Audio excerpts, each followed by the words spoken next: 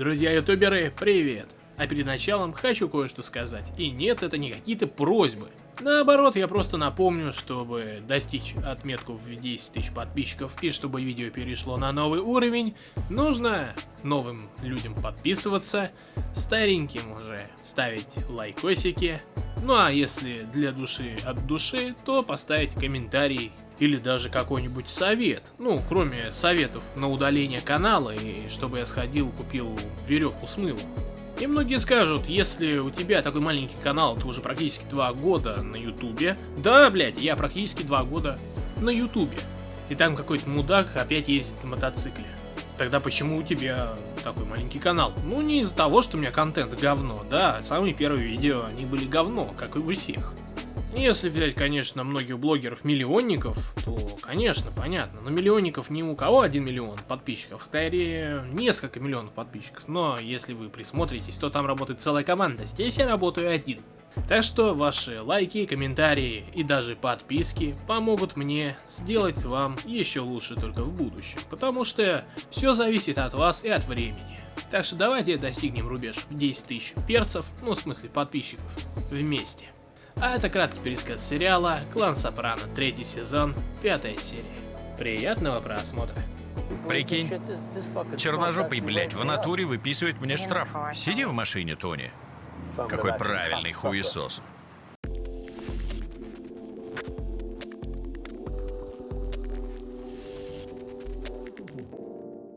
Произошло великое событие. Кармелу в первый раз затащили к психологу и еще даже к тому самому Мелфи, который сначала выслушивает Кармелу, потом выслушивает Тони, и начинают они друг друга педрить мозги, потому что возникать они могут только по большей части при третьих лицах. И все начинают агриться уже на самого психолога, потому что она здесь сидит, слушает, ничего не говорит, значит она виновата. Это по закону жизни так. С таким очень хорошим, классным, веселым настроением, слушая радио Москва, они едут в машине, непонятно почему они слушают это радио. И это радио решил послушать местный ДПСник, который тормозит их по каким-то непонятным причинам, которые просто под сомнением. И решает, типа, Тони, давай сюда удостоверение. Тони не хочет давать, а мент уже хочет вызывать подкрепление. Тони приходится все-таки дать документы, чтобы тот, как бы, их изучил. А местные трудолюбивые ребята приезжают, чтобы один из них пошел в магазин. Но тут недалеко сидит один придурок, который ссорится с бабой. Баба входит, подходит, значит, к одному из этих ребят. Тот показывает, что его, наверное, в детстве мало насиловали. Подбегает и начинает расхерачивать черепушку. Повезло, что как бы он его не убил, но теперь он в коме, и ему не повезло, что у этого человека были очень серьезные друзья, которые просто в шоке. А кстати, кому башку разбили, это был родственник того самого толстого Вита. И кто смотрит меня с первых серий моего пересказа на этот сериал, знает, что Вита будет очень веселым персонажем. Но Ральфи опять начинает нагнетать свою смуту, что кто-то умрет, кто-то не умрет, он будет срать через ложечку и все. И как по традиции опять кого-то хоронят. Все в шоке. Человек в старости, да, но умер от рака. Рак забирает как бы не только молодых, но и также и старых. Тут любитель мальчиков расспрашивает, как дела у Кармелы. Не хочет ли она в будущем, не знаю, завести ребенка, мальчика какого-нибудь. Ведь люди все как бы молодые, почему бы нет? Но тут видит старшего бакальери, или Баки старше. Бывший бандит, хотя бывших бандитов не бывает, ну кроме священников. И он рассказывает, что у него рак. Рак, конечно, легких, так что скоро ему будет конец. Но в любом случае, он узнал про эту ситуацию, что того паренька отхерачили. И оказывается, тот, кто отхерачил, это, конечно, не родственник, но крестный этого старшего Баки. У Арти в голове обычно играет разная песенка, но эту песенку срывает уже и Адриана, которая работала у него, и поэтому она говорит, что я как бы увольняюсь, мне на все плевать. Он обижается и уходит, хотя Криси, который был в предыдущих сериях принят в мафию, так и сказал, если меня примут, увольняйся. Она уволилась, потому что его приняли, все.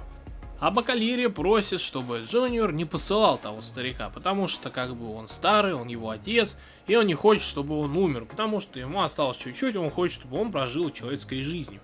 Уже на ужин Тони собирается с Криси уже у самого Бука, который наебенился и начинает домогаться и приставать к Криси, потому что он увел его возлюбленную красавицу. Называют его пиндосом, пидором, говном, куском дерьма и многими словами, которые YouTube не любит. И все равно Криси это начинает выводить из себя, и он хочет глаз как бы натянуть на жопу Арти. Но Тони все раскручивает и узнает, что этот лысый полюбил лысую у Адрианы. Тони решает позвонить депутату и сказать, чтобы этого мента наказали. Депутат в принципе не против. Баки-старший приходит к Джуниору узнать, как у него дела. Джуниор не знал, что у него рак. Он как бы слышал, но не знал, что это. И тут начинает он каркать кровью, этот говорит, как бы вызови скорую, но Джуниор как бы понимает, что скорая здесь не поможет, всем докторам плевать. Баки говорит, что как бы он не хочет особо влезать в эту ситуацию, но он может съездить узнать, как дела. Джуниор понимает, что к чему, и старается, чтобы это не понял его тупой как бы сынок, который стоит и жарит яичницу на выключенной плите. Жена Вука говорит, что брить она больше себе не будет. Он говорит, что он любит только лысую и гладкую. Ну, потому что вот такой он, у него башка лысая, и он хочет тоже лысую. За ужином Джонни Сек и еще его друзья сидят и общаются о том, что в принципе все нормально по бизнесу, по стройке моста. Скоро будут капать деньги, можно будет что-нибудь спиздить. Ральфи опять начинает задвигать вот эту херотень, что типа он послал старика. Хотя как бы он особо не посылал, старик сам собрался и решил съездить узнать, как дела. И все хотят уже убить за этим столом Ральфи, потому что он своими шуточками всех подзаебал. Тони приезжает в местную лавку, которая находится на улице, по продажам всяких статуй, чтобы найти себе, может быть, даже глиняную любовницу. Но находит себе знакомого чернокожего парня, который в этот раз уже не спрашивает удостоверения и документы у водителя. Он решает позвонить депутату. Депутат уже парится с мальчиками, а может быть даже и не только, и говорит, что то, что случилось с Тони, это была последняя капля у этого мента, потому что он всех подзаебал, он тот еще мудак, он слишком правильный, он слишком грубый, его все ненавидят. Так что, Тони, твоей вины особо здесь нету.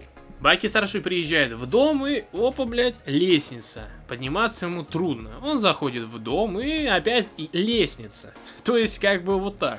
Он рассказывает, что ситуацию он загладил с этим придурком, который сделал кое-что, кому не надо было делать. И говорит, чтобы он налил ему воды. Также здесь есть латинос, который долбит хозяйку этой квартиры. Старость подводит Баки-старшего, и начинается очень большая неразбериха, потому что тот палит, значит, старика, этот бросается на старика, того подстрелили, этому выносит мозги, а потом латинос отправляется к своему богу. Перемазанный в соплях и в кетчупе, Баки едет, наверное, попить кружечку кофе после трудового рабочего дня, так же, как и мои видео. Но прикол в том, что у него была с собой прыскалка, которую он роняет, и пока он хочет подобрать ее, в общем, ему пиздец. И он въебывается прямо в столб. Уже Баки младший сидит и плачет, потому что его батя погиб, и все. Как бы он выполнил свою часть задачи, а Джуниор спрашивает, от чего он погиб, он разбился, либо он погиб от рака. И, в принципе, это тупой вопрос, потому что человека в любом случае нету. Но какая, в принципе, разница, как говорит его сын. То же самое говорит, как бы, лысый своей жене, что я хочу, говорит, бизнес. Она говорит, я не хочу бизнес и не хочу больше, как бы, расти либо брить, отстань от меня, лысый. Он начинает возникать, она говорит, если что, я с тобой разведусь. И, в общем-то, шлет ее нахер. И она понимает, что сейчас будет развод. Тони приезжает вместе со своим мелким пиздюком, как раз встретиться опять с Джуниором, который рассказывает, да, вот так вот случилось. Этот говорит, я тебе говорил, ты не посылай. А этот говорит, я тебе тоже говорил, не посылай. Как бы мы его не посылали, но он поехал сам. Но прикол в том, что такая ситуация, у меня рак. Вот, а Бог, в общем-то, любит троицу. Джеки Април умер от рака. Еще один пиздюк умер от рака. И Баки старший тоже умер от рака. Тони понял, что Джуниор всех объебал и специально послал именно того ракового больного, чтобы он все сделал и, возможно, умер от рака, чтобы избежать судьбы третьего. Но Джуниор говорит, чтобы никому он про рак не говорил. И Тони решает позвонить своей сестре и сказать, что у Джуниора рак. Сидя уже с сестрой, выпивая перемешанный Жигуль с Ягуаром, они сидят и рассказывают разные истории из жизни, где кого-то пиздили, кого-то не пиздили, за кем-то гонялись. Но Джуниор, в принципе, был всегда особен для Тони, когда его хотели еще и убить. Бедные ребята с ФБР слушают и прослушивают все, что происходит вокруг лампы. Они не понимают, откуда там льется вода. Оказывается, что неблагодарная мразь, которая называет себя дочкой после того, как ее отец сказал «не надо встречаться с чернокожим», хочет украсть лампу. Она ее забирает и все, лампы нету. Так как мама Арти говорила, что он самый крутой и самый доходчивый, он решает засунуть пока что сначала свои пальчики в пальчики к Адриане. Адриана понимает и намеками его отшивает, потому что он лысый и никому он такой не нужен. У нее есть бандит, а он мудак. Эту серию можно назвать ужинной серией, потому что здесь, блядь, все ужинают.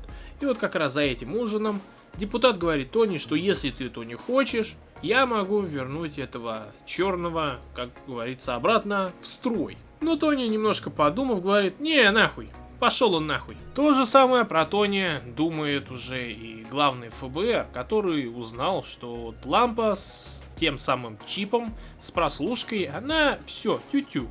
Баки-младший зовет его навстречу последнюю, так сказать, поминки Баки-старшего.